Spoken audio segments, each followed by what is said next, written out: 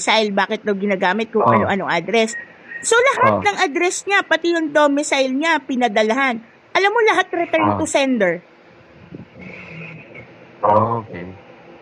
So, ibig sabihin, talagang nagtatago siya. Eh, yun lang yung ime-mention namin sa preliminary investigation. Wala na eh.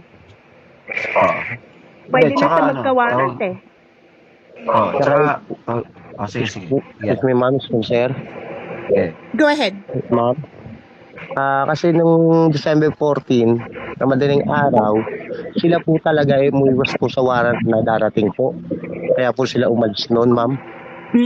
Totoo po yun, ma'am. Hindi po totoo na sinabi nila nag-aanda sa hearing nila. Wala po silang hearing na inatinan, ma'am. Wala naman talagang hearing nun. Walang hearing na. Opo. Alam namin. Totoo po sinasabi ko, ma'am. Yan po ay patutunayan ko, ma'am.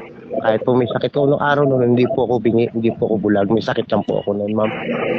Kaya iniwan niyo po kami. Sige, Tapos laban yung na dapat na natin yun. to hanggang sa dulo. Hindi pwede to yung ganito-ganito lang. Yung all talk lang tayo. Gawan na natin to ng aksyon. At tapos Opo, mamaya, Ian, katulad ng usapan, Yes, ma'am. kasi nakabalik naman ako ng Manila, may konti Yes, akong ma'am. ipapadala para hindi ka naman masiro ng bagong taon, ano. Pasensya ka na. Salamat po, Ano ma'am. yan eh, donation lang talaga yon from the page. Hindi Salamat. yun malaki ha. Hindi talaga Opo, malaki ma'am, yun. nagpapasalamat nga po ako sa inyo, ma'am, kasi may mga katulad yung taong tumutulong sa akin, ma'am.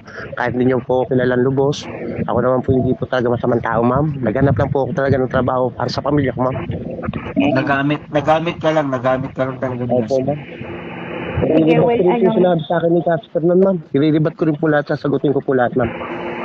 tsaka, kaya alam mo, Iho, kaya kita pinapakuha ng mga NBI clearance, police clearance.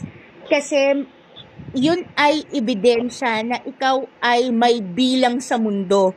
Ikaw ay walang record, ikaw ay matinong tao. Yes, ma'am. Those people, Yes. hindi makatapak sa NBI eh, sa takot eh, sa dami Ma'am. ng krimen eh. Ma'am, nag-stay po ako ng tondo na ilang taon, ma'am. Wala, nagdalisapyat ako nagtrabaho. Wala po akong record dun, ma'am. Kahit puntahan ko po, kumuha po ako ng clearance dun. Malinis po pangalan ko, ma'am. Kahit dito po sa amin, ma'am,